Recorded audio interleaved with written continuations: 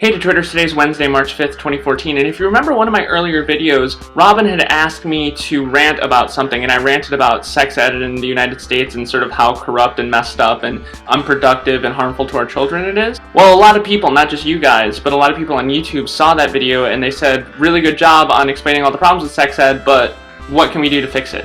And because I was an English teacher, I gave the sex talk to a lot of students because no matter what you teach, you end up giving the sex talk to a lot of students when you teach high schoolers. So I'd like to give you guys my sex ed talk, and I think sex ed can be taught in 4 easy steps. Step 1, make sure that you're ready.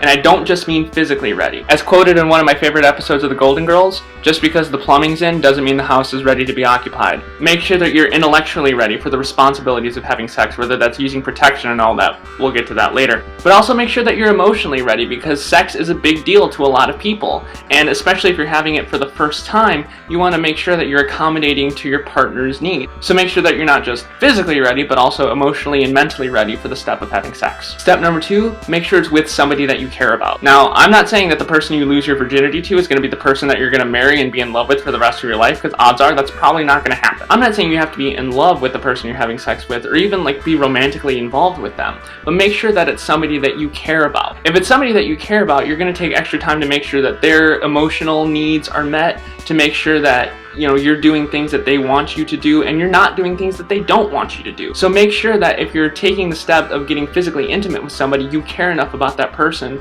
to meet their needs. Which brings me to point number 3.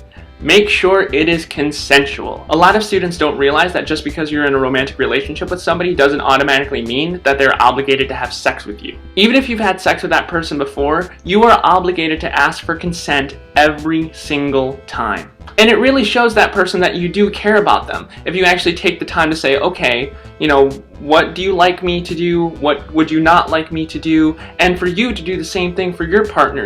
This is what I would like you to do if you're okay with it. And this is what I would like you to avoid if at all possible. And it may be kind of awkward and it may be kind of iffy, especially if things are heating up in the moment, but you know what? It is important to at least acknowledge the fact that you care enough about this person to only do what they want you to do. And last and certainly not least, number 4, use protection. Condoms are very cheap. You can get a dozen of them for like $9 at CVS. Whether it's male and female or male and male or female and female, make sure that you are protecting yourself in the proper way. Male to female, I always recommend at least 2 forms of birth control. So a condom, and if she's on the pill or has an IUD or whatever it is, you're pretty much guaranteed to not get any sort of STI like gonorrhea or syphilis, or the worst STI of them all, a baby. And even if it's not, male and female traditional penis and vagina sex, you should still use protection anyway, because, no matter what, you never really know what a person can have, and a person might not know that they have something. So do yourself a favor and do your partner a favor and use protection. So to recap, step 1, make sure you're ready. Step 2, make sure you care about the person. Step 3, make sure everything's consensual. Step 4, use protection.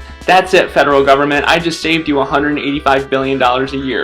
You're welcome. Well, Detroiters, that's all I had to say for you guys this week. Good luck to those of you going to trivia tonight, and I will see all of you next week. Bye.